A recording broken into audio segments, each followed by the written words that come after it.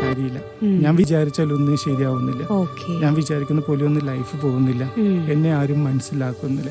എന്നെ എല്ലാവരും കുറ്റപ്പെടുത്തുകയും ചെയ്തു. ശരിക്കും നമുക്ക് ഒരു പനിയൊക്കെ ആണെങ്കിൽ നമുക്ക് ഇതിന്റെ ലക്ഷണങ്ങൾ അറിയാം എന്ന് പറയുന്ന പോലെ ഒരു വ്യക്തി ആത്മഹത്യ ചെയ്യാൻ പോകുന്നുണ്ടെങ്കിൽ അതിന്റെ ചില ലക്ഷണങ്ങൾ അവരറിഞ്ഞോ അറിയാതെയോ നമുക്ക് കാണിച്ചു തരാറുണ്ട്. ആത്മഹത്യ പ്രതിരോധ ദിനം. ജീവിതത്തിൽ ഒരിക്കലെങ്കിലും ആത്മഹത്യയെക്കുറിച്ച് ചിന്തിച്ചിട്ടുണ്ടോ? വരാനിരിക്കുന്ന ദിവസങ്ങളെക്കുറിച്ച് ഓർത്ത് നിങ്ങൾ ടെൻഷൻ അടിച്ചിട്ടുണ്ടോ? ഈ സെപ്റ്റംബർ 10 ആത്മഹത്യാ പ്രതിരോധ ദിനമായിട്ട് നമ്മൾ ആചരിക്കുന്ന സമയത്ത് ലോകത്തിൽ മരണകാരണങ്ങളിൽ രണ്ടാമതായിട്ട് പറയുന്ന ഒന്നാണത്രേ ആത്മഹത്യ. നേരത്തെ പറഞ്ഞതുപോലെ എപ്പോഴെങ്കിലുമൊക്കെ ആത്മഹത്യയെക്കുറിച്ച് ചിന്തിക്കാനോ ചിന്തിച്ചുകൊണ്ടിരിക്കുന്നവരാണോ നിങ്ങൾ? തീർച്ചയായിട്ടും ഇന്ന് ഹലോ റേഡിയോ ഒരുക്കുന്ന ഈ ഒരു സംഭാഷണം നിങ്ങൾ കേൾക്കൂ. നമ്മളോടൊപ്പം ജോയിൻ ചെയ്യുന്നത് ജയേഷ് KG. 2 ദശാബ്ദ കാലങ്ങളിൽ അധികമായിട്ട് സൈക്കോളജിസ്റ്റായിട്ട് തൃശ്ശൂർ ജില്ലയിലെ ചേർപ്പിൽ പ്രവർത്തിച്ചുകൊണ്ടിരിക്കുകയാണ് അദ്ദേഹം. അദ്ദേഹത്തിൻ്റെ അനുഭവങ്ങളും അറിവുകളും ഇന്ന് നമ്മളോടൊപ്പം പങ്കുവയ്ക്കാൻ നമ്മുടെ റേഡിയോയിൽ എത്തിയിരിക്കുകയാണ്. ആ അതിഥിയെ നമുക്ക് ഏവർക്കും സ്വാഗതം ചെയ്യാം. സൈക്കോളജിസ്റ്റ് ജയേഷ് KGക്ക് ഹലോ റേഡിയോയിലേക്ക് സ്വാഗതം. Thank you very much. ഇന്നത്തെ കാലത്ത് നിങ്ങളെപ്പോലെയുള്ള ആളുകളുടെ സേവനങ്ങൾ അത് വളരെയധികം സമീപനം വളരെ സുതാര്യവും അടുത്തുമായിരിക്കുന്ന ഒരു കാലഘട്ടമാണ്. ഒരു കാലത്ത് ഇങ്ങനെ ഓരോ മാനസിക പ്രശ്നങ്ങൾ ഉണ്ട് എന്നോ ചിന്തിക്കുന്നത് എന്തുകൊണ്ടെന്നൊക്കെ അറിയാതിരുന്നൊരു കാലഘട്ടത്തിൽ നിന്ന് കുറേയേറെ നമ്മൾ മുന്നോട്ട് പോയി. എങ്കിലും ആത്മഹത്യാ പ്രതിരോധനവുമായിട്ട് ബന്ധപ്പെട്ട് ഒരു സൈക്കോളജിസ്റ്റ് എന്ന രീതിയിൽ ഞാൻ ആദ്യം ചോദിക്കുക, ഒരിക്കലെങ്കിലും ആത്മഹത്യയെക്കുറിച്ച് ചിന്തിക്കാത്ത മനുഷ്യരുണ്ടോ? അങ്ങനെ ഒരു മനസ്സുണ്ടോ മനുഷ്യന്? ഒരിക്കലും ഇല്ല. ഞാനും നിങ്ങളടക്കം എല്ലാ ആളുകളും പ്രതിസന്ധി വരുമ്പോൾ അത് നമുക്ക് തരണം ചെയ്യാൻ പറ്റാതെ വരുമ്പോൾ ഏറ്റവും ആദ്യം ചിന്തിക്കുന്നത് അവസാനിപ്പിച്ചാലോ എന്നൊരു ചിന്തയാണ്. അപ്പോൾ കൊച്ചുകുട്ടികൾ മുതൽ പ്രായമായ ആളുകൾ വരെ എല്ലാ ആളുകളും എപ്പോഴെങ്കിലും ഫണ്ട്സ് ചിന്തിച്ചിട്ടുണ്ടായിരിക്കും. തീർച്ചയായിട്ടും ഞാൻ മനസ്സിലാക്കുന്നത് ജയേഷ് KG എന്ന സൈക്കോളജിസ്റ്റ് സ്പെഷ്യലൈസ് ചെയ്തിരിക്കുന്നത് ചൈൽഡ് ആൻഡ് ഫാമിലി സൈക്കോളജിയിലാണ്. ഇപ്പോൾ ഈ കുട്ടിയുടെ കാര്യം പറഞ്ഞപ്പോഴാണ് എനിക്ക് ഏറ്റവും അധികം ദുഃഖം. കുരുന്ന് മക്കൾ ആത്മഹത്യയെ കുറിച്ച് ചിന്തിക്കുകയും അവരത് നടപ്പിൽ വരുത്തുകയും ചെയ്യുന്നു എന്നുള്ളതാണ്. എന്തുകൊണ്ടാണ് കുട്ടികളിൽ ഇങ്ങനെ ഒരു പ്രവണത കൂടുന്നത് സർ? 2 കാരണങ്ങളുണ്ട്. ഒന്ന്, കുട്ടികളിലുണ്ടാകുന്ന മാനസികമായിട്ടുള്ള പ്രശ്നങ്ങൾ.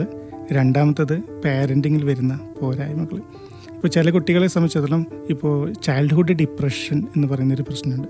ആ ഒരു ഡിപ്രഷൻ അധികമാകുന്ന സമയത്ത് ചില കുട്ടികൾ ആത്മഹത്യയിലേക്ക് പോകാറുണ്ട്. അതുകൂടാതെ പാരൻറ്റിങ്ങിൽ വരുന്ന ഫെയിലിയേഴ്സ്, അതായത് പാരൻസിൻ്റെ ഭാഗത്തുനിന്നുണ്ടാകുന്ന പ്രശ്നങ്ങൾ, കെയറിങ്ങിലുണ്ടാകുന്ന പ്രശ്നങ്ങൾ, ചൈൽഡ് നെഗ്ലക്റ്റ്, അതായത് കുഞ്ഞുങ്ങളെ കൃത്യമായ രീതിയിൽ അച്ഛനമ്മമാർ പരിചരിക്കാതെ വരുമ്പോഴോ ആഗ്രഹിക്കുന്ന കാര്യങ്ങൾ നേടിയെടുക്കാൻ പറ്റാതെ വരുമ്പോഴോ ചിലപ്പോൾ വഴക്ക് പറഞ്ഞതിൻ്റെ പേരിൽ, അല്ലെങ്കിൽ ഇപ്പോൾ ഈ അടുത്ത കാലത്തായിട്ട് മൊബൈൽ ചോദിച്ച് കൊടുക്കാത്തതിൻ്റെ പേരിൽ വരെ കുട്ടികൾ ആത്മഹത്യ ചെയ്തതായിട്ട് കാണുന്നുണ്ട്. ഇപ്പോൾ നമുക്ക് കേരളത്തിൻ്റെ ഒക്കെ ഒരു സ്റ്റാറ്റിസ്റ്റിക്സ് എടുത്ത് നോക്കുകയാണെങ്കിൽ 300-ലധികം കുട്ടികളൊക്കെയാണ് ഒരു വർഷം നമ്മുടെ നാട്ടിൽ ആത്മഹത്യ ചെയ്യുന്നത്. ഇപ്പോൾ ഇത് പറഞ്ഞപ്പോഴാണ്, ഇപ്പോൾ ഈ മൊബൈലിൻ്റെ കാര്യം പറഞ്ഞപ്പോഴാണ് റീസെൻ്റ്ലി നേപ്പാളിൽ നടന്നൊരു സംഭവം എനിക്ക് ഓർമ്മ വരുന്നത്. സോഷ്യൽ മീഡിയ പ്ലാറ്റ്ഫോമുകൾ ആ രാജ്യം നിരോധിക്കുന്ന സമയത്ത് യുവാക്കൾ തെരുവിലിറങ്ങുകയാണ്. ജെൻസി കൂട്ടങ്ങൾ ഇറങ്ങി പോലീസിങ് നടക്കുന്നു. 19ഓളം ആളുകൾ ഔദ്യോഗികമായിട്ട് തന്നെ അവിടെ മരണപ്പെട്ടിട്ടുണ്ട്, കൊല്ലപ്പെട്ടു ഇതൊരു വെടിവെപ്പിൻ്റെ പേരിൽ. അവരുടെ ആവശ്യം എന്ന് പറയുന്നത് സോഷ്യൽ മീഡിയ പ്ലാറ്റ്ഫോമുകൾ, യൂട്യൂബ്, ഫേസ്ബുക്ക്, ഇൻസ്റ്റഗ്രാം ഇതൊന്നും നിരോധിക്കാൻ പാടില്ല എന്നുള്ളതാണ്. അപ്പോൾ ഈ ഒരു മൊബൈൽ അഡിക്ഷൻ, അല്ലെങ്കിൽ നമ്മൾ ഈ പറയുന്നത് പോലെ അതിനെ കൺട്രോൾ ചെയ്യാൻ പറ്റാത്ത, അതില്ലാതെ ഇനി മുന്നോട്ടില്ല, ഒരു പ്രണയമാണ് ഇന്ന് ഇൻ്റർനെറ്റ്, മൊബൈൽ ഫോൺ എന്നിലൂടെയൊക്കെ. ഇതൊക്കെ എങ്ങനെയാണ്? പഴയ ഒരു പാരൻറ്റിങ്ങിൽ നമുക്ക് ഇങ്ങനെയൊന്നും ഉണ്ടായിട്ടില്ലല്ലോ. നമ്മുടെ കാലഘട്ടങ്ങളിൽ എന്ന് പറയുന്ന അച്ഛനമ്മമാരായിട്ടിരിക്കുന്ന ആളുകളുടെ ഒരു കാലഘട്ടം എന്ന് പറയുന്നത് അവരുടെ ചെറുപ്പകാലത്ത് ഇതൊന്നും ഉണ്ടായിട്ടില്ല. അപ്പം നമുക്കില്ലാത്ത സൗകര്യങ്ങൾ അവർക്കുണ്ടാകരുത്, അല്ലെങ്കിൽ ഇതില്ലാതെയും ഞങ്ങൾ ജീവിച്ചിട്ടുണ്ട്. എവിടെയാണ് ഈ പാരൻറ്റിങ്ങിൽ വരുന്ന ഒരു ബ്രേക്ക്, അല്ലെങ്കിൽ ഒരു ഡിസ്റ്റൻസ് എവിടെയാണ് സംഭവിക്കുന്നത്? പണ്ട് കാലത്ത് ഈ കുട്ടികളെ സംബന്ധിച്ചിടത്തോളം, ഇപ്പം ഞാനും നിങ്ങളടങ്ങുള്ള തലമുറയൊക്കെല്ലാം നമ്മൾ എന്തെങ്കിലും പ്രശ്നങ്ങൾ വന്നു കഴിഞ്ഞാൽ ആരോട് ചോദിച്ചിരുന്നേ? അച്ഛനോടോ അമ്മയോടോ, അല്ലെങ്കിൽ നമ്മുടെ വീട്ടിൽ അപ്പൂപ്പനും അമ്മൂമ്മമാരുണ്ടാവാം, അല്ലെങ്കിൽ അയൽപ്പക്കത്തുള്ള ആളുകളുണ്ടാവും. ഇന്നോ എല്ലാം ഗൂഗിളിനോടാണ്, അല്ലെങ്കിൽ ChatGPT-യോടാണ്, അതെ. AI ആണ്. അത് അന്ന് പാരൻസിന് അറിവില്ലെങ്കിൽ പാരൻസ് ചിലപ്പോൾ വഴക്ക് പറയും, അല്ലെങ്കിൽ പിന്നീട് പറയാമെന്ന് പറയും. ഇന്ന് വിത്തിൻ സെക്കൻഡ്സ് ആണ് നമുക്ക് ഈ ഇൻഫർമേഷൻസ് ഒക്കെ എല്ലാം കിട്ടുന്നത്. അപ്പോൾ സ്വാഭാവികമായിട്ടും വിത്തിൻ സെക്കൻഡ്സ് ഇൻഫർമേഷൻസ് കിട്ടുമ്പോൾ നമ്മൾ ഏത് വസ്തുവാണ് ഉപയോഗിക്കുന്നത്, നമ്മൾ അതിനോടൊരു അടിമത്തം വരും. കുറച്ച് നാൾ കഴിയുമ്പോൾ അത് നമുക്ക് ഇല്ലാണ്ടായി മാറും. ആ ഇല്ലാണ്ടായി മാറുന്ന സമയത്ത് പലപ്പോഴും നിരോധനമോ അല്ലെങ്കിൽ നോ ഒക്കെ വരുമ്പോഴാണ് നമുക്കത് അഡ്ജസ്റ്റ് ചെയ്യാൻ പറ്റാതെ വരുമ്പോഴാണ് ഈ പലപ്പോഴും പ്രശ്നങ്ങൾ വരുന്നത്. അവിടെ നമ്മൾ എന്താണ് മനസ്സിലാക്കേണ്ടത് സർ? അതായത് നമുക്ക് ഒന്നുമില്ലാത്തൊരു ലോകത്തിലും ജീവിക്കാൻ സാധിക്കുമെന്നുള്ളൊരു തിരിച്ചറിവ് എങ്ങനെയാണ് നമുക്ക് ഇനി പുതുതലമുറയ്ക്ക് കൊടുക്കാൻ പറ്റുക? ഇതൊന്നും ഇല്ലാത്തൊരു ലോകത്തെക്കുറിച്ച് അവർക്ക് ചിന്തിക്കാൻ പറ്റില്ല എന്ന് പറയുന്നത്. പ്രതിസന്ധികൾ വരുമ്പോൾ അവർ പ്രശ്നങ്ങൾ തീർക്കുന്നത് ജീവിതം അവസാനിപ്പിച്ചിട്ടാണെന്ന് പറയുന്നു. അപ്പം അങ്ങനെയാണെങ്കിൽ നമ്മുടെ ഒരു പൊരുതി വന്ന കാലഘട്ടം, നമ്മൾ മനുഷ്യരായതിൻ്റെ ഒരു കാലഘട്ടം അവർ തിരിച്ചറിയാതിരിക്കുന്നതാണോ? നേരത്തെ സാർ പറഞ്ഞതുപോലെ മാതാപിതാക്കളിൽ നിന്നുള്ള ഗുണദോഷ അനുഭവങ്ങൾ കുറയുന്നത് കൊണ്ടാണോ? സ്വന്തം ജീവിതാനുഭവങ്ങൾ മറ്റുള്ളവരുമായിട്ട് താരതമ്യം ചെയ്തുകൊണ്ടാണോ? എവിടെയാണ് നമ്മൾ തിരുത്തപ്പെടേണ്ടത്? നമ്മൾ സ്വയം തിരുത്തുകയും പാരൻസ് സ്വയം തിരുത്തുകയും വേണം. കാരണം ഇന്ന് ഇപ്പം ഞാനൊക്കെ കാണുന്ന കേസുകളിലൊക്കെ എല്ലാം പാരൻസ് ജോലി കഴിഞ്ഞ് വീട്ടിൽ വന്നു കഴിഞ്ഞാൽ ഫുൾ ടൈം ഫോണിലാണ്. അമ്മ ഫോണിൽ, അച്ഛൻ ഫോണിൽ, അപ്പൂപ്പൻ അമ്മമാരൊക്കെ എല്ലാം ഫോണിൽ, കുഞ്ഞ് മറ്റൊരു ഫോണിൽ. ഇന്ന് പല വീടുകളിലും കുട്ടികൾക്ക് ഒന്നിലധികം ഫോണുകളുണ്ട്. അതും ഹൈ വാല്യൂ ഉള്ള ഫോണുകളാണ്. ലൈക്ക് ഐഫോൺ മുതലിട്ടുള്ള ഫോണുകളാണ് എല്ലാ കുട്ടികളും വരുന്നത്. കാരണം അത് അവരുടെ ഒരു സ്റ്റാറ്റസിന്റെ ഭാഗമായിട്ട് മാറുകയാണ് ചെയ്യുന്നത്. അപ്പോൾ ഇവിടെ കമ്മ്യൂണിക്കേഷൻ ഇല്ല. അതുകൂടാതെ ഇപ്പം നമ്മൾ വീട്ടിൽ കമ്മ്യൂണിക്കേറ്റ് ചെയ്യുന്നത് എപ്പോഴും മിക്കവാറും രാത്രികളിൽ ഭക്ഷണം കഴിക്കുന്ന സമയത്താണ്. നമ്മൾ ഡൈനിങ് ടേബിൾ ടോക്ക് എന്നാണ് ടെക്നിക്കലി ഇതിനെ പറയാം. ഇന്ന് ഏത് വീട്ടിലാണ് രാത്രി ഒരുമിച്ചിരുന്ന് ആഹാരം കഴിക്കുന്നത്? വളരെ അപൂർവം വീടുകളിൽ മാത്രമാണ്. 10-18 വയസ്സായാൽ പോലും കുട്ടികൾ നേരത്തെ ഉറങ്ങിക്കോട്ടെ എന്ന് വിചാരിച്ചിട്ട് പാരൻസ് നേരത്തെ അവർക്ക് ഭക്ഷണം കൊടുക്കും. അത് കഴിഞ്ഞ് അവരുടെ റൂമിലേക്ക് പോകുന്നു. കംപ്ലീറ്റ് ഗാഡ്ജറ്റ് കുട്ടികളുടെ കസ്റ്റഡിയിലാണ്. ലാപ്ടോപ്പ് അല്ലെങ്കിൽ ഐപാഡ് ആകാം, ഫോൺ ആകാം. 12-1 മണി വരെ ആണെങ്കിൽ പോലും ഓഫ് ചെയ്യാതെ കുട്ടികൾ കളിച്ചുകൊണ്ടിരിക്കും. ഇവിടെ എവിടെയും പാരൻസിന്റെ മോണിറ്ററിങ് ഇല്ല. അങ്ങനെ മോണിറ്ററിങ് ഇല്ലാതെ വരുമ്പോൾ എക്സസീവ് യൂസാണ് പലപ്പോഴും നമ്മൾ അതിനോടൊരു അഡിക്ഷൻ ഉണ്ടാക്കുന്നത്. അപ്പോൾ ഇങ്ങനെയൊക്കെയാണ് ലോകം എന്ന് പലരും ചിന്തിക്കുമ്പോൾ, ഇങ്ങനെയല്ല ലോകം, ഇങ്ങനെയല്ലാത്തൊരു ലോകത്ത് മനുഷ്യർ ജീവിക്കുന്നുണ്ടെന്നുള്ളതിൻ്റെ അപൂർവം എക്സാമ്പിൾസ് ഒക്കെ ഉണ്ട്. പലരും പറയാറുണ്ട്, ഇത്ര സമയം കഴിഞ്ഞാൽ ഫോൺ ഉപയോഗിക്കുന്നില്ല, അല്ലെങ്കിൽ ഇത്ര പ്രായം വരെ ഞങ്ങൾ ഫോൺ കൊടുക്കാറില്ല, പല കാഴ്ചകളും അവരെ കാണിക്കാറില്ല. ഇതൊക്കെ കുട്ടികളായിരിക്കുമ്പോൾ മാതാപിതാക്കളെ ശ്രദ്ധിക്കേണ്ട ഒരു ഉത്തരവാദിത്വമുണ്ട് എന്നുള്ളത് ജയേഷ് സാർ പറഞ്ഞു വെക്കുന്നു എന്ന് എനിക്ക് തോന്നുന്നു. കാരണം പാരൻസിന് നമ്മൾ എത്രയായാലും യന്ത്രങ്ങളല്ലാത്തത് കൊണ്ട് തന്നെ ആ ഒരു മാനുഷിക വികാരങ്ങളെ മാനിച്ചുകൊണ്ട് സ്നേഹവും കരുതലും കുട്ടികൾക്ക് കൊടുക്കാൻ മാതാപിതാക്കളും സമയം കണ്ടെത്തണം. അവരും ഇതിനൊന്നും അടിമകളാകാതിരിക്കണം, ആ ഒരു ഉത്തരവാദിത്വം കാണിക്കണം എന്നുള്ളത് തന്നെ. ഓക്കെ സാർ, എന്തായാലും വളരെ സീരിയസ് ആയിട്ടുള്ള ഒരു സൈഡാണ് നമ്മുടെ കുട്ടികളുടെ മനസ്സും മനഃശാസ്ത്രവും അവരുടെ ആത്മഹത്യയിലേക്കുള്ള ഒരു നടപടികൾ എടുക്കുന്നു എന്നുള്ളത്. പിന്തിരിപ്പിക്കാൻ എന്തെങ്കിലും വഴികളുണ്ടോ? കുട്ടികൾ എങ്ങനെയാണ് പെട്ടെന്നാണ് ഇപ്പോൾ നമ്മൾ പല വാർത്തകളും സമൂഹത്തിൽ കേൾക്കുമ്പോൾ സാർ നേരത്തെ പറഞ്ഞതുപോലെ ഫോൺ തന്നില്ല, അല്ലെങ്കിൽ പരീക്ഷയിലെ പേടി, ചീത്ത പറഞ്ഞു, അല്ലെങ്കിൽ പ്രണയ നൈരാശ്യം, കുട്ടികളായിരിക്കുമ്പോഴും പല പല പ്രശ്നങ്ങളൊക്കെ ഉണ്ട് അവർക്ക്. ഇവരെ നമുക്ക് എങ്ങനെ തിരിച്ചറിയാൻ പറ്റുക? ഇവർക്ക് ഇങ്ങനെ ഒരു പ്രശ്നം ഉണ്ടെന്നുള്ളത്. ഇപ്പോൾ ഇത്രയും നമ്മളൊക്കെ കരഞ്ഞു, ബഹളം വെച്ചു, കുറച്ചു നേരം മിണ്ടാതിരുന്നു, 2 നേരം ഭക്ഷണം കഴിക്കാതിരുന്നു, എന്നാലും നമ്മളൊക്കെ ആ വീട്ടിലുണ്ടാവും. പക്ഷെ ഇന്ന് അങ്ങനെയല്ല, പേടിയാ മാതാപിതാക്കൾക്ക് കുട്ടികളെ പുറത്താക്കി വല്ലതും പറയാനോ ഒക്കെ എല്ലാവർക്കും ഭയങ്കര പേടിയാ. അപ്പോൾ ഇവരെ എങ്ങനെയാണ് ഒരു തിരിച്ചറിവിലേക്ക് നമുക്ക് കൊണ്ടുവരാൻ പറ്റുക? അല്ലെങ്കിൽ ഇവരിങ്ങനെ കാണിക്കുമ്പോൾ അങ്ങനെ ഉണ്ടാകുമെന്ന് നമ്മൾ എങ്ങനെയാണ് പ്രതീക്ഷിക്കുക? സാധാരണ നമ്മൾ എപ്പോഴും പറയും, if there is A problem there is A solution. So എല്ലാ പ്രോബ്ലത്തിൻ്റെ ഉള്ളിലുണ്ട് സൊല്യൂഷൻ. ഇപ്പോൾ നമ്മളൊരു കിണർ കുഴിക്കുമ്പോൾ താഴേക്ക് പോകും തോറും അതിനുള്ളിലാണ് വെള്ളം എന്ന് പറയുന്ന പോലെയൊക്കെ എല്ലാം എല്ലാത്തിൻ്റെ ഉള്ളിലുണ്ട് സൊല്യൂഷൻ. സോ നമ്മൾ ഏതൊരു ഗാഡ്ജറ്റും ഉപയോഗിക്കുമ്പോൾ അത് നമ്മൾ സെൻസിബിളായിട്ട് യൂസ് ചെയ്താൽ മതി. ടെക്നിക്കലി ഇതിനെ ഗാഡ്ജറ്റ് ഡിസിപ്ലിൻ എന്ന് പറയുന്നത്. നമുക്ക് ലൈഫിലൊരു ഡിസിപ്ലിൻ ഇല്ലേ, അതുപോലെ തന്നെ ഗാഡ്ജറ്റ് ഉപയോഗിക്കുന്നതിലും ഒരു ഡിസിപ്ലിൻ ഉണ്ട്. ഏറ്റവും സിമ്പിളായിട്ട് പറയുകയാണെങ്കിൽ നമ്മളൊരു 20-20 പ്രിൻസിപ്പിൾ ഉണ്ട്. അതായത് നമ്മളിപ്പോൾ ഒരു ഗെയിം കളിക്കുകയാണെങ്കിൽ നമ്മുടെ നാട്ടിൽ ലോകമെമ്പാടും എല്ലാ ഗെയിമുകൾക്കും ഒരു നിശ്ചിത സമയമുണ്ട്. ബട്ട് അൺഫോർച്ചുനേറ്റ്ലി മൊബൈലിൽ ഗെയിം കളിക്കുമ്പോൾ ഒരു നിശ്ചിത സമയം ആരും വെക്കാറില്ല. അത് മണിക്കൂറോളം ഇങ്ങനെ പോയിക്കൊണ്ടിരിക്കും. അതുകൊണ്ടാണ് ഇന്ന് നമ്മൾ പുറത്തിറങ്ങി നോക്കിക്കോ, ഒരു കൊച്ചുകുട്ടി വരെ കണ്ണട വെച്ചിട്ട് പോകുന്നത്. കാരണം അവർക്ക് ഷോർട്ട് സൈറ്റ് വരുന്നു, അല്ലെങ്കിൽ അസ്റ്റിഗ്മാറ്റിസം വരുന്നു. കളർ ബ്ലൈൻഡ്നെസ് വരെ എക്സസീവ് ഫോൺ യൂസേജ് കൊണ്ട് ഉണ്ടാവുന്നുണ്ട്. അതുകൊണ്ട് എവരി 20 മിനിറ്റ്സ് കൂടുമ്പോൾ 20 മിനിറ്റ്സ് ബ്രേക്ക് എടുക്കുക. അതാണ് ഏറ്റവും നമ്മളൊരു 20-20 പ്രിൻസിപ്പിൾ പറയുമ്പോൾ തന്നെ ഡിസിപ്ലിൻ എന്നാണ് അതിനൊരു വാക്ക് തന്നെ ജയേഷ് പറഞ്ഞത്. ഓക്കെ, ശരി. ഞാനിപ്പോൾ ഇപ്പോൾ കുട്ടികളായിരിക്കുന്ന സമയത്ത് നമ്മുടെ ആ പിണക്കൊക്കെ മാറി അവരിങ്ങനെ അപ്പോൾ ഒരു ഡിസിപ്ലിൻ അവർ കൊണ്ടുവരണം എന്നുള്ളത് നമ്മൾ പറയുന്നുണ്ട്.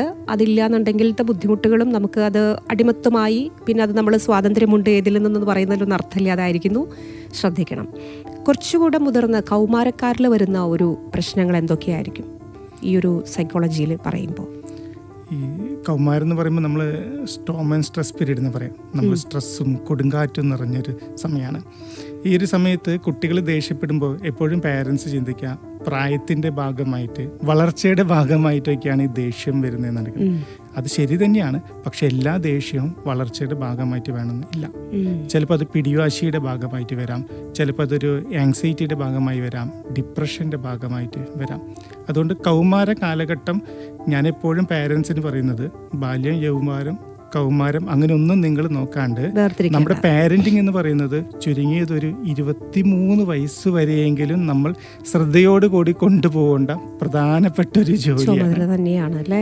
കാരണം ആ 23 വയസ്സ് ഇപ്പോൾ നമ്മൾ നല്ലൊരു വിത്ത് കൊണ്ടുവന്ന് വീട്ടിൽ വെച്ചു, അതിന് കൃത്യമായിട്ടും വെള്ളവും വളവും കൊടുത്ത് കൃത്യമായിട്ടും അതിനെ മറ്റു അണുബാധയൊന്നും ഏൽക്കാതെ പരിചരിക്കുമ്പോഴാണ് ഫൈനലി നമുക്കൊരു റിസൾട്ട് കിട്ടുന്നത്. അത് തന്നെയാണ് പാരൻറ്റിങ്ങും. സോ നമുക്കൊരു കുഞ്ഞുണ്ടാകുന്നത് മുതൽ തന്നെ കൃത്യമായിട്ടും ഈ 23 വർഷക്കാലം ഓരോ പ്രായത്തിലും നമ്മൾ കൊടുക്കേണ്ട കാര്യങ്ങൾ കൊടുക്കുകയും കൊടുക്കാൻ പാടില്ലാത്ത കാര്യങ്ങൾ കൊടുക്കാതിരിക്കുകയും ചെയ്തുകൊണ്ട് കൃത്യമായൊരു വിഷനോട് കൂടി പോയി കഴിഞ്ഞാൽ 23ാമത്തെ വയസ്സിൽ നമ്മൾ എന്താണോ സ്വപ്നം കാണുന്നത് ആ ലെവലിലേക്ക് കുഞ്ഞുങ്ങൾ എത്തും. അങ്ങനെ നമ്മൾ പാരൻറ്റിങ് നോക്കാനായിട്ട് ശ്രമിച്ചു കഴിഞ്ഞാൽ അതിൽ ഏറ്റവും നല്ലൊരു ടെക്നിക്ക് എന്ന് പറഞ്ഞാൽ അപ്രോച്ച് പാരൻറ്റിങ് എന്ന് പറയുന്നത്. അപ്രോച്ച് മീൻസ് നമ്മളെ സമീപനം. സോ കുട്ടികൾക്ക് എന്ത് പ്രശ്നം വന്നാലും നമ്മളെ സമീപിക്കാനുള്ളൊരു അന്തരീക്ഷം നമ്മൾ വീട്ടിലുണ്ടാക്കി എടുത്ത് നോക്കിക്കോ.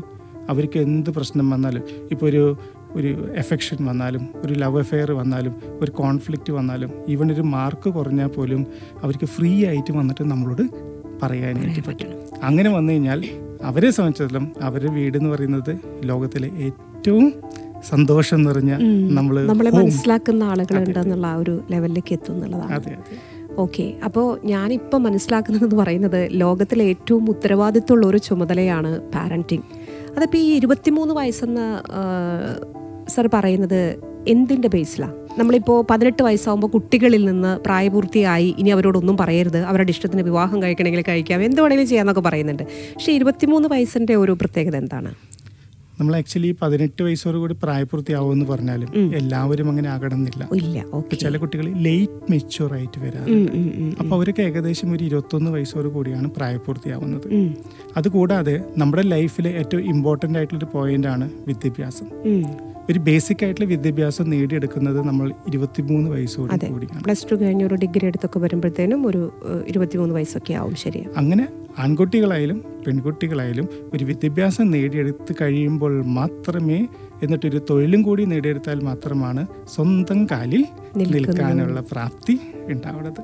അങ്ങനെ യഥാർത്ഥത്തിൽ ഈ പാരന്റിങ് എന്ന് പറഞ്ഞാൽ ഇന്ന് പലർക്കും പാരൻസിന് പോലും അറിയില്ല എന്താണ് ഈ പാരന്റിങ്. തീർച്ചയായിട്ടും നമ്മൾ അതിനെ ഒരു ഇൻസ്റ്റിറ്റ്യൂഷനിൽ നമ്മൾ പഠിപ്പിക്കില്ല. അത് ജൈവികമായിട്ട് സംഭവിക്കുന്ന ഒരു പ്രക്രിയയായിട്ട് മാത്രം നടന്നു പോവുകയാണ്. പക്ഷേ ഇത് വളരെ വലുത് അറിയേണ്ട വിശാലമായിട്ടുള്ള ഒരു ലോകം ഇവിടെ ഉണ്ട് എന്നുള്ളതാണ് നമ്മളിപ്പോൾ മനസ്സിലാക്കി. ഈ പ്രശ്നങ്ങൾ വരുമ്പോഴാണ് പല പാരൻസും പാനിക്കാവുന്നതും, എനിക്ക് മാത്രം എന്താ ഇങ്ങനെ, എൻ്റെ കുട്ടി മാത്രം എന്താ ഇങ്ങനെയെന്നൊക്കെ. പക്ഷേ ഒരുപാട് കുട്ടികളെ കാണുകയും ഒരുപാട് പാരൻസിനെ അഡ്വൈസ് ചെയ്യുകയും ചെയ്യുന്ന ഒരാളെന്ന രീതിയിൽ കുറേയധികം അനുഭവങ്ങളുള്ള ഒരാളാണ് ഞങ്ങളോട് സംസാരിക്കുന്നത്. സോ ഇതിൽ നിന്ന് പാരൻറ്റിങ് വളരെ ഉത്തരവാദിത്തപ്പെട്ടതാണെന്നും 23 വയസ്സെന്നൊക്കെ പറയുന്നത് ഇതുകൊണ്ടൊക്കെയാണെന്നൊക്കെയാണ് സാർ പറയുന്നത്. അപ്പോൾ വളരെ ദീർഘകാലം നീണ്ടു നിൽക്കുന്ന ഈ ചുമതലകളിൽ നിന്ന് എങ്ങനെയെങ്കിലും ഒന്ന് മാറണം എന്നുള്ളതാണ് അവസാനം പാരൻസ് ചിന്തിക്കുക. നിങ്ങളൊന്ന് എവിടെയെങ്കിലും നിങ്ങൾ ഇറങ്ങി പൊക്കോ എന്നൊക്കെ പറയുന്ന വാക്കുകളൊക്കെ പലപ്പോഴും ചിലർക്കത് നോവാറുണ്ട്. ചില കുട്ടികൾ വീട് വിട്ട് പോകുന്നുണ്ട്. ഇപ്പോൾ ഈ പറയുന്നത് പോലെ പ്രായപൂർത്തിയാകാത്തത് കൊണ്ട് തന്നെ വീട്ടിലേക്ക് തിരിച്ചു വരുന്നവരുണ്ട്. ചിലർ പോയ പോക്ക് പോകുന്നവരും നഷ്ടപ്പെടുന്നവരൊക്കെ ആയിട്ട് സംഭവങ്ങളൊക്കെ ഉണ്ടായിക്കൊണ്ടിരിക്കുക. അപ്പോൾ നമ്മളിവിടെ ഞാനെപ്പോഴും ചിന്തിക്കുന്നത് എവിടെയെങ്കിലും പോയി ജീവിക്കട്ടെ, ആത്മഹത്യ ചെയ്യാതെ എന്നുള്ളതാണ്. നമ്മളെപ്പോഴും ആത്മഹത്യയെക്കുറിച്ച്, അതൊരു ജീവൻ നഷ്ടപ്പെടുത്തേണ്ടതില്ല എന്നുള്ളതിനെക്കുറിച്ചാണല്ലോ ഫോക്കസ് ചെയ്യുന്നത്. സോ നമ്മൾ ഇപ്പോൾ ഈ ഒരു പലർക്കും എന്നാലും നീ അത്, ഞാൻ പലപ്പോഴും സോഷ്യൽ മീഡിയകളിലൂടെ പോകുമ്പോൾ കൂട്ടുകാരുടെയൊക്കെ ക്യാപ്ഷനുകൾ കാണാം, എന്നാലും എന്ന് പറഞ്ഞ് അവരുടെ പേര് എഴുതിയിട്ട് നീ ഇത് ചെയ്തല്ലോ, എനിക്ക് സഹിക്കാനാകുന്നില്ല, എന്നോടൊന്നും പറയായിരുന്നില്ലേ. അപ്പോൾ 10, 35, 40 വയസ്സുള്ള ആളുകളൊക്കെ പെട്ടെന്നൊരു സുപ്രഭാതത്തിൽ നഷ്ടപ്പെടുക, അവർ സ്വയം ജീവൻ കളയുക. അപ്പോൾ നമ്മൾ കുട്ടിയൊന്നല്ല, പറഞ്ഞാൽ മനസ്സിലാവാത്ത പ്രായമൊന്നുമല്ല, ജീവിതമൊക്കെ കണ്ടില്ല എന്നൊക്കെ പറയുമ്പോൾ എപ്പോഴാണ് ഒരു വ്യക്തി ഇങ്ങനെ ചിന്തിക്കുന്നത്, അല്ലെങ്കിൽ ചിന്തിക്കുന്നത് മറ്റൊരു സുഹൃത്തിന് അത് അറിയാൻ പറ്റുമോ? തീർച്ചയായിട്ടും അറിയാൻ പറ്റും. ശരിക്കും നമുക്ക് ഇപ്പോൾ ഒരു പനിയൊക്കെ ആണെങ്കിൽ നമുക്ക് ഇതിൻ്റെ ലക്ഷണങ്ങൾ അറിയാം എന്ന് പറയുന്ന പോലെ ഒരു വ്യക്തി ആത്മഹത്യ ചെയ്യാൻ പോകുന്നുണ്ടെങ്കിൽ അതിൻ്റെ ചില ലക്ഷണങ്ങൾ അവരറിഞ്ഞോ അറിയാതെയോ നമുക്ക് കാണിച്ചു തരാറുണ്ട്. പക്ഷെ നമുക്കിതിൻ്റെ ലക്ഷണങ്ങൾ അറിയില്ല. അതുകൊണ്ടാണ് തിരിച്ചറിയാനായിട്ട് നമ്മൾ വൈകുന്നത്. ഇപ്പോൾ സാധാരണ നമ്മൾ ലക്ഷണങ്ങൾ എന്നൊക്കെ പറയുമ്പോൾ ഒന്ന്, എല്ലാ ആളുകളിൽ നിന്നും ഉൾവലിഞ്ഞു പോകാം. ഇപ്പം നമുക്ക് എന്തെങ്കിലും ഒരു പ്രശ്നം വന്നാൽ നമ്മൾ ആദ്യം എന്താ ചെയ്യുക? പിന്മാറും. എല്ലാത്തിൽ നിന്നും ഉൾവലിഞ്ഞ് നമ്മളൊരു ഐസൊലേറ്റഡ് ആയിട്ടൊക്കെ പോകും. അങ്ങനെ കുറച്ച് നാൾ ഐസൊലേറ്റഡ് ആയി പോകുമ്പോൾ സ്വാഭാവികമായിട്ടും നമുക്ക് ലോൺലിനെസ്, അതാ ഏകാന്തത എന്ന് പറയുന്നൊരു ഫീൽ ചെയ്തിട്ട്. അപ്പോൾ ഇതൊരു ലക്ഷണമാണ്. രണ്ടാമത്, നന്നായി സംസാരിച്ചിരുന്ന വ്യക്തികൾ കുറച്ച് നാളുകളായിട്ട് ഗ്ലൂമി ആയിട്ട് പോകും. ആരോടും സംസാരിക്കാണ്ട്, ആരോടും ഇടപഴകാണ്ട്, ആകെ സങ്കടപ്പെട്ട് നിരാശപ്പെട്ടൊക്കെ ഇരിക്കുന്നുണ്ടെങ്കിൽ അതിനർത്ഥം എന്താ? സംതിങ്, എന്തോ ഒരു പ്രശ്നം ആ വ്യക്തിക്കുണ്ട്. ചിലപ്പോൾ അത് വ്യക്തിപരമാകാം, കുടുംബപരമാകാം, അല്ലെങ്കിൽ സാമ്പത്തികമോ മറ്റെന്ത് വേണമെങ്കിലും ആകാം. ദെൻ ചില ആളുകളെ സംബന്ധിച്ചിടത്തോളം അമിതമായിട്ടുള്ള ഉത്കണ്ഠ, അമിതമായിട്ടുള്ള ഡിപ്രഷൻ അഥവാ നമുക്ക് വിഷാദരോഗം വന്നു കഴിഞ്ഞാലും ഈ പറയുന്ന ലക്ഷണങ്ങളും കാണിക്കുകയും ചെയ്യും.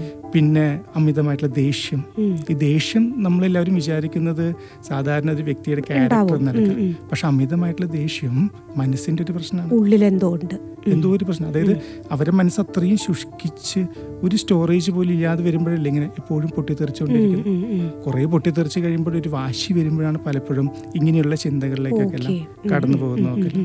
പിന്നെ ഭക്ഷണം കഴിക്കുന്നതിൽ താല്പര്യക്കുറവോ, ചില ആളുകളാണെങ്കിൽ അമിതമായിട്ട് ഭക്ഷണം കഴിക്കും, ചിലർക്ക് ഉറക്കക്കുറവുണ്ടാവും, ചിലർ അമിതമായിട്ടുള്ള ഉറക്കം ഉണ്ടാവും, ചിലർ ആത്മഹത്യയെ കുറിച്ച് സംസാരിക്കും. ഇപ്പൊ പറയും, മതി, ഇനി ജീവിച്ചതിന്റെ കാര്യമില്ല, ഞാൻ വിചാരിച്ചാൽ ഒന്നും ശരിയാവുന്നില്ല, ഞാൻ വിചാരിക്കുന്ന പോലെ ഒന്നും ലൈഫ് പോകുന്നില്ല, എന്നെ ആരും മനസ്സിലാക്കുന്നില്ല, എന്നെ എല്ലാവരും കുറ്റപ്പെടുത്തുകയാണ് ചെയ്തത്. ഇങ്ങനെയുള്ള ചിന്തകൾ വരുന്ന പ്രശ്നം ഉണ്ടാവും. പിന്നെ ഈ നേരത്തെ പറഞ്ഞ പോലെ നമ്മൾ ഹോപ്പ്ലെസ് ഫീലിംഗ് എന്നൊക്കെ പറയാം. അതായത് പ്രതീക്ഷകൾ നഷ്ടപ്പെട്ട പോലെയൊക്കെല്ലാം സംസാരിക്കുന്നു, അല്ലെങ്കിൽ ഞാൻ വിചാരിച്ചാൽ ഒന്നും ചെയ്യാം, വർത്ത്ലെസ് ഫീലിംഗ് എന്നൊക്കെ നമ്മൾ പറയും. അപ്പോൾ ഇങ്ങനെയുള്ള ലക്ഷണങ്ങളാണ് സാധാരണ ഒരു വ്യക്തി കാണിക്കുക. അത് കൂടെയുള്ള ആളുകൾക്ക് പെട്ടെന്ന് മനസ്സിലാക്കാനായിട്ട് പറ്റിക്കഴിഞ്ഞാൽ ആ ജീവൻ നമുക്ക് സുഖമായിട്ട് രക്ഷിക്കാനായിട്ട്. അതായത് ഇങ്ങനെയൊക്കെ കേൾക്കുമ്പോൾ ഇവർ വെറുതെ പറയുന്നതല്ല, അതിൻ്റെ പിറകിൽ എന്തോ ഒരു കാരണം ഉണ്ട് എന്നുള്ളത് തിരിച്ചറിയുകയാണെങ്കിൽ ഏറ്റവും അടുത്തൊരു സുഹൃത്തിനാണെങ്കിൽ പോലും അവരെ സഹായിക്കാൻ പറ്റും എന്നുള്ളതാണ്. ആ സമയത്ത് നമുക്ക് എങ്ങനെയാണ് അവർക്കൊരു പ്രതീക്ഷ കൊടുക്കാൻ പറ്റുക? അത്രയേറെ അവർ ലൈഫ് സ്പോയിൽ ചെയ്ത് പോവാം എന്ന് വിചാരിക്കുന്ന സമയത്ത് എവിടെയാണ് നമുക്കൊരു കച്ചിത്തുരുമ്പ് അവർക്ക് കൊടുക്കാൻ പറ്റുക? അതിന് നമുക്ക് ഈ ആത്മഹത്യയുടെ ഡെഫിനിഷൻ എന്താണെന്ന് മനസ്സിലാക്കിയാൽ മതി. ഓക്കെ, പറയൂ സാർ. നമ്മളിപ്പോൾ ഈ ആത്മഹത്യ, ഈ ഹത്യ എന്ന് പറഞ്ഞ എന്താ? സ്വയം ജീവൻ നശിപ്പിക്കാം. ആത്മ എന്ന് പറയുമ്പോഴാ ആത്മാ നമ്മുടെ ലൈഫാണോ? ലൈഫാണ്, പ്രത്യേകിച്ച് നമ്മുടെ ആത്മാഭിമാനം. നമ്മളിപ്പോ ആത്മാവ് അങ്ങനെ ശരിയാണ്. നമുക്ക് ഒരു സോഷ്യൽ ലൈഫിൽ നമുക്ക് എല്ലാവർക്കും ഒപ്പം നിൽക്കാനുള്ള ഒരു അന്തസ് അല്ലേ, അത് നമുക്ക് എല്ലാവർക്കും അഭിമാനമുള്ള വ്യക്തികളാണ്. ശരി. മനുഷ്യന്റെ ഏറ്റവും വലിയ പ്രത്യേകത എന്ന് പറയുന്നതാണ് അഭിമാനം. ഈ അഭിമാനം സംരക്ഷിക്കാൻ വേണ്ടിയിട്ടാണ് പലപ്പോഴും നമ്മൾ വലിയ വീടുകൾ വെക്കുന്നതും വാഹനങ്ങൾ വാങ്ങുന്നതും അന്തസ്സായിട്ട് അവർ എക്സ്പെക്ട് ചെയ്യുന്ന പോലെയുള്ള രീതിയിൽ ജീവിക്കാനായിട്ട് ശ്രമിക്കുന്നൊക്കെ. എന്നാൽ ഒരു സുപ്രഭാതത്തില് ഈ ആത്മാഭിമാനത്തിന് ക്ഷതയേൽക്കുമ്പോൾ അവർക്കത് ഇൻസൾട്ട് ചെയ്യാണ് ചെയ്യുന്നത്.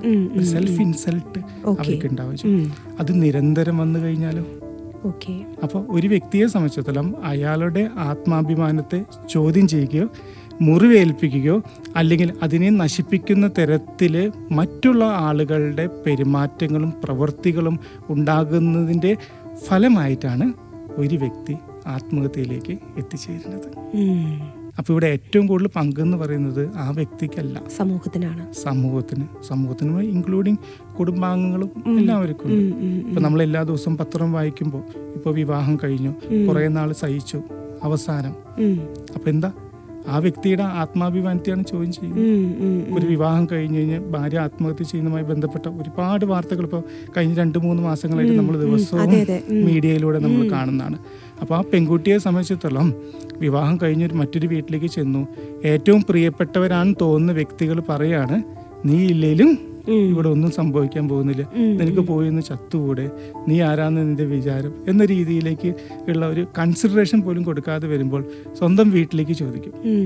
പലപ്പോഴും എൻ്റെയൊക്കെ എക്സ്പീരിയൻസിൽ പെൺകുട്ടികളെ സപ്പോർട്ട് ചെയ്യാതിരിക്കുന്നത് പെൺകുട്ടികളുടെ മാതാപിതാക്കൾ, സ്വന്തം വീട്ടുകാരാണ്. കാരണം അവർക്ക് അഭിമാനക്ഷതം, അവിടെയും ഈ അഭിമാനമാണ്. ശരിയാ, കെട്ടിച്ച പെൺകുട്ടി വീട്ടിൽ വന്ന് നിൽക്കുമ്പോൾ അഭിമാനക്ഷതം. അപ്പൊ സഹിച്ച് അവിടെ നിൽക്കുന്ന പറയുന്നത് അവളെ കൂടുതൽ അത് ഹേർട്ട് ചെയ്യാണ്. അങ്ങനെ സഹിച്ച് നമുക്ക് ജീവിക്കാൻ പറ്റുമോ? കാരണം നമുക്ക് എക്സ്പെക്ട് ചെയ്യുന്നത് കിട്ടാതെ വന്നു കഴിഞ്ഞാൽ ആർക്കായാലും സങ്കടം വരില്ലേ, നിരാശ വരില്ലേ? അതിന്റെ കൂടെ ക്രൂവൽറ്റിയും കൂടി വന്നു കഴിഞ്ഞാൽ അവസ്ഥ എന്താ? അങ്ങനെയാണ് പലപ്പോഴും ഇപ്പോൾ ഇന്നലെയും കൂടി ഞാൻ കേട്ടതാണ്, ഒരു പെൺകുട്ടിയോട് പാരന്റ് പറഞ്ഞത്, അതായത് ഈ ഡിവോഴ്സ് ചെയ്ത് വന്നിട്ട് ഇപ്പൊ എന്താ കാര്യം? ജോലിയുള്ള പെൺകുട്ടിയാണ്, അപ്പൊ ഡിവോഴ്സ് ചെയ്ത് ഇവിടെ വന്നിട്ട് ഇപ്പൊ എന്താ കാര്യമുള്ളത്? അവിടെ ജീവനും കൊണ്ട് വന്നതാണ്, അത് മനസ്സിലാക്കുന്നില്ല. അപ്പൊ പാരന്റ്സിന് അവരുടെ അഭിമാനത്തെ കൂടുതൽ അപ്പൊ അവര് പ്രൊട്ടക്ട് ചെയ്യാതിരിക്കുമ്പോ സ്വാഭാവികമായിട്ടും എനിക്ക് ആരുമില്ല, എൻ്റെ എല്ലാമെന്ന് വിചാരിച്ച് ചെറുപ്പ കാലഘട്ടം മുതൽ കണ്ടുകൊണ്ടിരിക്കുന്ന വ്യക്തികൾ വരെ എന്നെ ഒരു കാലഘട്ടം കഴിയുമ്പോൾ എന്നെ തള്ളിപ്പറയുക ചെയ്യുന്നത്. പിന്നെ ഞാൻ ആർക്ക് വേണ്ടി ജീവിക്കണം? അപ്പം ഇങ്ങനെയൊക്കെ ചോദ്യം വന്നു കഴിഞ്ഞാൽ സ്വാഭാവികമായിട്ടും ഉത്തരം എന്താ? സൂയിസൈഡ് ചെയ്യുക എന്നുള്ളതാണ്. ഇതാണ് എനിക്ക് തോന്നുന്നത്.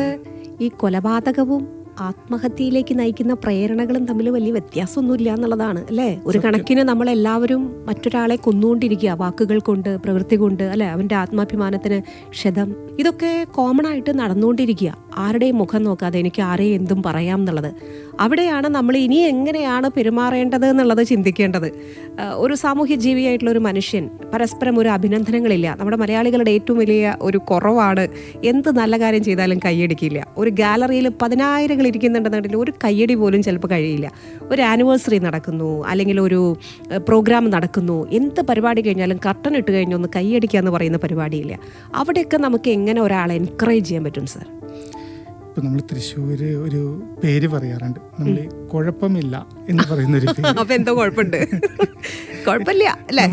പ്രോഗ്രാം കഴിഞ്ഞാലും നമ്മൾ ചോദിച്ചു കഴിഞ്ഞാൽ പ്രോഗ്രാം എങ്ങനെയുണ്ടായിരുന്നു? കുഴപ്പമില്ല. അപ്പൊ ഈ കുഴപ്പം പ്ലസ് ഇല്ല.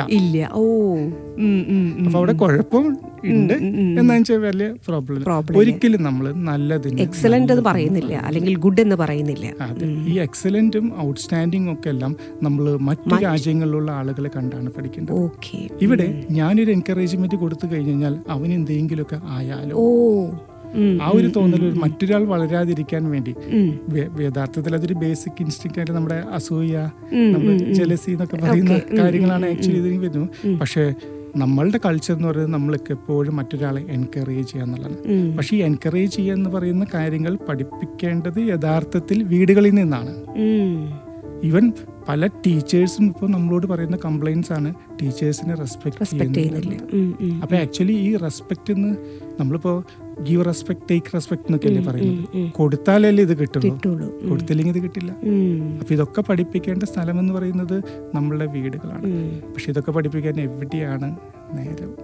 അപ്പോൾ നമ്മളെപ്പോഴും നന്നായിട്ട് എൻകറേജ് ചെയ്യണം. കുട്ടികളെ സംബന്ധിച്ചിടത്തോളം നന്നായെങ്കിൽ വളരെ നന്നായി, വളരെ നന്നായെങ്കിൽ വാവ്, അങ്ങനെ ഒരുപാട് വാക്കുകൾ തീർച്ചയായിട്ടും നമ്മളത് പരിശീലിച്ചെടുക്കുകയും അത് എപ്പോഴും പ്രകടിപ്പിക്കുക തന്നെ വേണം. അത് തന്നെയാണ് ഞാനും തോന്നുന്നത്.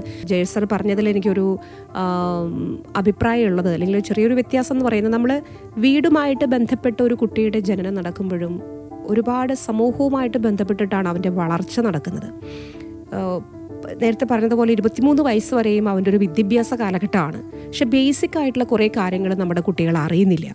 കുറേയധികം അവർ ജിയോഗ്രഫി പഠിക്കുന്നുണ്ട്, അല്ലെങ്കിൽ ബയോളജി പഠിക്കുന്നുണ്ട്, ഭാഷ പഠിക്കുന്നുണ്ട്, കണക്ക് പഠിക്കുന്നുണ്ട്, ഇതെല്ലാം പഠിപ്പിക്കുന്നുണ്ടെന്നുണ്ടെങ്കിലും ജീവൻ നിലനിർത്താൻ ആവശ്യമായിട്ടുള്ള കുറേ കാര്യങ്ങൾ നമ്മൾ ഈ പറയുന്ന രീതിയിലുള്ള കുറച്ച് ബേസിക് ആയിട്ടുള്ള കാര്യങ്ങൾ നമ്മൾ അറിയുന്നില്ല എന്നുള്ളതാണ്. ഈ പഠന കാലഘട്ടങ്ങളിൽ കുട്ടികൾക്ക് എങ്ങനെയാണ്, കുട്ടികളിൽ നിന്ന് എങ്ങനെയാണ് ഒരു അവബോധം കുടുംബത്തിലേക്ക് വരിക? ഞാനിപ്പോൾ മനസ്സിലാക്കുന്നത് കുട്ടികളിൽ നിന്ന് കുറേ കാര്യങ്ങൾ നമുക്ക് പഠിക്കാനുണ്ട് എന്നുള്ളതാണ്. കുട്ടികളാണ് ഇപ്പോൾ നമ്മളെ പഠിപ്പിച്ചുകൊണ്ടിരിക്കുന്നത്. ഞങ്ങൾ പഠിച്ച കാലത്തൊന്നും അല്ല നിങ്ങൾ പഠിക്കുന്നത്, അതുകൊണ്ട് ഞങ്ങൾക്ക് പഠിപ്പിക്കാൻ പറ്റില്ല, നിങ്ങൾ ട്യൂഷന് പോക്കോ, അല്ലെങ്കിൽ നിങ്ങൾ വേറെ ഓൺലൈൻ ക്ലാസ് എടുത്തോ എന്നൊക്കെ പറഞ്ഞിട്ടൊക്കെ നമ്മൾ നിൽക്കുന്നത്. അപ്പം ഞാൻ മനസ്സിലാക്കുന്നത് അവരിൽ നിന്ന് കുറേ നമുക്ക് പഠിക്കാനുണ്ട്. എങ്കിൽ ഈ കുഞ്ഞുങ്ങളിലേക്ക് എങ്ങനെയാണ് നമുക്ക് നല്ലൊരു വിത്ത് വിദ്യാഭ്യാസത്തിലൂടെ കൊടുക്കാൻ പറ്റുക? ഇതൊരു പ്രസക്തമായിട്ടുള്ള ചോദ്യമാണ് കേട്ടോ. പലപ്പോഴും പാരൻസ് വരുമ്പോൾ എപ്പോഴും പറയുന്നൊരു കംപ്ലൈൻ്റ് ആണ്, അതായത് ഞങ്ങൾക്ക് ഈ സിലബസ് ഒന്നും പഠിപ്പിച്ചെടുക്കാനായിട്ട് പറ്റുന്നില്ല. പക്ഷേ ഈ സിലബസ് എന്നൊക്കെ പറയുന്നത് ഒരു റിസർച്ച് അതോറിറ്റി ഒരുപാട് റിസർച്ച് നടത്തി കണ്ടുപിടിച്ചിട്ട് ഓരോ കാലഘട്ടത്തിലും കുട്ടികളുടെ ബ്രെയിനിന് താങ്ങാവുന്ന പറ്റുന്ന കാര്യങ്ങളാണ് പ്ലാൻ ചെയ്യുന്നത്. അതിപ്പോൾ NCERT ആകാം, SCERT ആക്കാം, ഒക്കെ ഒരു റിസർച്ച് നടത്തിയിട്ടാണ് കണ്ടുപിടിക്കുന്നത്. ഇതൊക്കെ നമുക്ക് വേണമെന്ന് വിചാരിച്ചാൽ ചെയ്യാനായിട്ട് പറ്റും. ഇനി രണ്ടാമത്തെ കാര്യം, ആക്ച്വലി നമ്മളൊരു 500 വർഷം കഴിഞ്ഞാലും നമ്മൾ ഈ ഓൾഡ് ആയിട്ടുള്ള ആളുകൾ തന്നെയാണ് പുതിയ തലമുറയെ വളർത്തുന്നത്. അതിലൊരു മാറ്റവും വരാനായിട്ട് പോകുന്നില്ല. അപ്പോൾ നമുക്ക് സുഖകരമായിട്ട് നമുക്ക് വളർത്താനായിട്ട് പറ്റും. പക്ഷെ പ്രശ്നങ്ങൾ വരുമ്പോൾ നമ്മൾ ഗാഡ്ജറ്റുകളുടെ മേലെ പഴിചാരാതിരുന്നാൽ മതി. ഫോർ എക്സാമ്പിൾ, മൊബൈൽ വന്നതുകൊണ്ട് അല്ലെങ്കിൽ കമ്പ്യൂട്ടർ വന്നതുകൊണ്ട് കുട്ടികൾ വഴി തെറ്റിപ്പോയി, അങ്ങനെയൊന്നുമല്ല. ഈവൻ വഴി കണ്ടുപിടിക്കാൻ തന്നെ നമുക്ക് കമ്പ്യൂട്ടറിൻ്റെയോ ഫോണിന്റെ സഹായം ആവശ്യമുള്ള ഒരു കാലഘട്ടം. ഒരിക്കലും ഇത് വഴി തെറ്റുന്നില്ല. പക്ഷെ നമ്മളിത് കൃത്യമായി യൂസ് ചെയ്യുക, മിസ്യൂസ് ചെയ്യാതിരുന്നാൽ മതി. അപ്പോൾ പാരന്റിങ് എന്ന് പറയുന്നത് ഒരു കുട്ടിയെ എത്രയും നേരത്തോടെ സ്വന്തം കാലിൽ നിൽക്കാനുള്ള പ്രാപ്തി ഉണ്ടാക്കുന്ന ആ ഒരു പ്രോസസ്സാണ് ആക്ച്വലി പാരന്റിങ്. അല്ലാതെ ജീവിതകാലം മുഴുവൻ അവരെ കെയർ ചെയ്യുന്നത് അല്ല. തീർച്ചയായിട്ടും വളരെ വലിയൊരു പോയിന്റാണത്. നമ്മളെപ്പോഴും ഞാൻ അത് കൊടുത്തു, ഇത് കൊടുത്തു, ചെയ്തു, ഞാൻ ഇത്രയും ചെയ്തു തന്നില്ലേ എന്നൊക്കെ പറയുമ്പോഴും എപ്പോഴും നമ്മുടെ ഒരു ഷെൽട്ടറിൽ നിൽക്കണം, ഞാൻ പറയുന്നത് അനുസരിക്കണം എന്നുള്ള രീതിയിലാണ്. ഇപ്പോൾ ജയ സാർ പറഞ്ഞതാണ് അതിൻ്റെ പോയിന്റ്. അവരെ സ്വന്തം കാലം നിൽക്കാൻ പ്രാപ്തരാക്കുക എന്നുള്ളതാണ് പാരന്റിങ് എന്ന് പറയുന്നത്. കുറ്റങ്ങളും കുറവുകളും ഒക്കെ തിരുത്തി ഇങ്ങനെയാണെന്നുള്ളത്, അല്ലെങ്കിൽ അവരെയും കൂടെ അംഗീകരിച്ചുകൊണ്ട് മുന്നോട്ട് പോകുക എന്നുള്ളത്. ഓക്കെ, എന്തായാലും ഇപ്പോൾ നമ്മളെ ഈ ഒരു സംസാരം നടക്കുമ്പോൾ പോലും ആത്മഹത്യയെക്കുറിച്ച് ചിന്തിക്കുന്ന ആളുകൾ ഇവിടെ ഉണ്ട് എന്നുള്ളതാണ് ഞാൻ മനസ്സിലാക്കുന്നത്. അവരോട് സാറിന് എന്താ പറയാനുള്ളത്? സാധാരണ നമ്മൾ ജനറലി എപ്പോഴും പറയുന്നൊരു വാക്കാണ് ആത്മഹത്യ ഒന്നിനൊരു പരിഹാരമല്ല. ആക്ച്വലി ഇത് വാക്കുകളായിട്ട് മാത്രമേ നമുക്ക് പറയാൻ പറ്റുള്ളൂ. പക്ഷെ അതൊരു സൊല്യൂഷൻ അല്ല. ഇവിടെ ഏറ്റവും നല്ലൊരു സൊല്യൂഷൻ എന്ന് പറയുന്നത് ടെക്നിക്കലി നമ്മൾ പറയുമ്പോൾ സ്റ്റോപ്പ് എക്സ്പെക്ടേഷൻ, സ്റ്റാർട്ട് ആക്സെപ്റ്റൻസ്. അതായത് പലപ്പോഴും നമ്മൾ പലതും പ്രതീക്ഷിച്ച് കിട്ടാതെ വരുമ്പോഴാണ് നമുക്ക് ഈ നിരാശകളും ടെൻഷനുകളും അവസാനം അതൊരു ആത്മഹത്യാ ചിന്താഗതിയിലേക്കും എത്തുന്നത്. ആത്മഹത്യാ പ്രതിരോധ ദിനം വരുമ്പോൾ ഇനിയും ആത്മഹത്യകൾ ഉണ്ടാകാതിരിക്കട്ടെ എന്നുള്ളതാണ് നമ്മുടെ എല്ലാവരുടെയും മനസ്സിലുള്ളത്. അങ്ങനെ ഇത്രയേറെ വിലപിടിപ്പുള്ള ജീവിതം എന്ന് പറയുമ്പോൾ ജീവിതത്തിന് വില കൊടുക്കാത്തവരാണോ നമ്മളെന്നുള്ളതാണ് ചിന്തിച്ചു പോകുന്നത്. പക്ഷേ അത് നഷ്ടപ്പെടുമ്പോൾ ഉണ്ടാകുന്ന ഒരു വേദന, അത് ഒരാൾ നഷ്ടപ്പെടുമ്പോൾ ആ ഒരു വ്യക്തി മാത്രമല്ല നഷ്ടപ്പെടുന്നത്, ഒരു കുടുംബത്തിന്, സമൂഹത്തിനൊക്കെ ഉണ്ടാകുന്ന നഷ്ടം വളരെ വലുതാണ്. അതുകൊണ്ട് എല്ലാവർക്കും പ്രിയപ്പെട്ടവരായിരിക്കാൻ എല്ലാവരെ കൊണ്ടും സാധിക്കില്ല എന്നുള്ള തിരിച്ചറിവിൽ തന്നെ എല്ലാവരിൽ നിന്നും ഒരു പക്ഷേ അങ്ങനെ ഒരു ആക്സെപ്റ്റൻസ് നമുക്ക് കിട്ടില്ല എന്നുള്ള ആ അമിത പ്രതീക്ഷ ഒഴിവാക്കിക്കൊണ്ട് ആവശ്യം വരുന്ന സന്ദർഭങ്ങളിൽ, അത്യാവശ്യമല്ല ആവശ്യം വരുന്ന സന്ദർഭങ്ങളിൽ സൈക്കോളജിസ്റ്റിനെ സമീപിക്കാൻ മടിക്കരുത് എന്നുള്ളൊരു ഓർമ്മപ്പെടുത്തലോടെ ആത്മഹത്യാ പ്രതിരോധ ദിനത്തിൽ ഇനിയും ഒരു ആത്മഹത്യകൾ നമ്മുടെ സമൂഹത്തിൽ സംഭവിക്കാതിരിക്കാൻ, സമൂഹം മാറുന്നതറിയാൻ, സമൂഹത്തെ മാറ്റാൻ അറിയാൻ നമുക്ക് ഓരോരുത്തർക്കും സാധിക്കട്ടെ എന്ന് ആത്മാർത്ഥമായിട്ട് ആഗ്രഹിക്കുന്നു. നമ്മളോടൊപ്പം വിലപ്പെട്ട സമയം ചിലവഴിച്ച സൈക്കോളജിസ്റ്റ് KG ജയേഷിന് ഹെലോ റേഡിയോയുടെ നന്ദി രേഖപ്പെടുത്താണ്. കൂടുതൽ എന്തെങ്കിലും സംസാരിക്കാനുണ്ടെങ്കിൽ അദ്ദേഹം സംസാരിച്ച് നമുക്ക് ഈ ഒരു അഭിമുഖം അവസാനിപ്പിക്കാം. സർ, ഇനി എന്തെങ്കിലും കൂടുതലായിട്ട് പറയാനുണ്ടോ? ഈ ആത്മഹത്യയെക്കുറിച്ച് നിങ്ങൾ ചിന്തിക്കുന്നതിന് മുമ്പ് മനസ്സിലാക്കേണ്ട ഒരു കാര്യം എന്ന് പറയുന്നത്, നമ്മുടെ ജീവൻ എത്രയും വിലപ്പെട്ടതാണ്. അത് നമുക്കാണ് ഏറ്റവും വിലപ്പെട്ടത്. മറ്റുള്ള ആളുകൾക്ക് അതുപോലെ വിലപ്പെട്ടതാകണമെന്നില്ല. നിങ്ങളെ എത്രത്തോളം, ഇപ്പോൾ പണ്ടൊക്കെ നമ്മളൊരു പഴഞ്ചൊല്ലി പറയും, നിങ്ങൾക്കെറിയുന്ന കല്ലുകൾ, നിങ്ങളുടെ നേരെ വരുന്ന കല്ലുകൾ നിങ്ങളുടെ സ്റ്റെപ്പിംഗ് സ്റ്റോണാക്കി മാറ്റിയിട്ട് നിങ്ങൾ മുന്നോട്ട് പോകാനായിട്ട് ശ്രമിക്കുക. പലപ്പോഴും പ്രതീക്ഷകൾ നമ്മൾ മാറ്റിവെച്ച് സാഹചര്യത്തിനനുസരിച്ച് ജീവിക്കാനായിട്ട് ശ്രമിച്ചാൽ മതി. ഈ സാഹചര്യത്തിനനുസരിച്ച് ജീവിക്കാൻ ശ്രമിക്കുമ്പോൾ നമുക്ക് ഫ്ലെക്സിബിളായിട്ട് മുന്നോട്ട് പോകാനായിട്ട് പറ്റും. പണ്ടൊരു മുളയുടെ കഥയുണ്ട്. ഇപ്പോൾ നല്ലൊരു കൊടുങ്കാറ്റൊക്കെ വന്നു കഴിയുമ്പോൾ ഈ കൊടുങ്കാറ്റുകളിൽ വലിയ വലിയ വൻമരങ്ങളൊക്കെ എല്ലാം ആ കാറ്റിനെ തടഞ്ഞു നിർത്താനായിട്ട് ശ്രമിക്കും. എന്നാൽ ഈ മരത്തിനെ സംബന്ധിച്ചിടത്തോളം താങ്ങാൻ പറ്റുന്നതിനേക്കാളും അപ്പുറത്തേക്കുള്ളൊരു കാറ്റ് വരികയാണെങ്കിൽ സ്വാഭാവികമായിട്ടും ആ മരം കടപുഴകിയാണ് വരുന്നത്, അല്ലാതെ ഒടിഞ്ഞു വീഴുകയല്ലേ ചെയ്യുന്നത്. എന്നാൽ നമ്മൾ മുളകളെ നോക്കിയോളൂ, ഈ മുളകൾ എപ്പോഴും ഫ്ലെക്സിബിളാണ്. അപ്പോൾ ചെറിയൊരു കാറ്റ് വന്നാലും മുള ആടിക്കൊണ്ട് ആ കാറ്റിനെ തടയാതെ പുറത്തേക്ക് അങ്ങോട്ട് കളയും.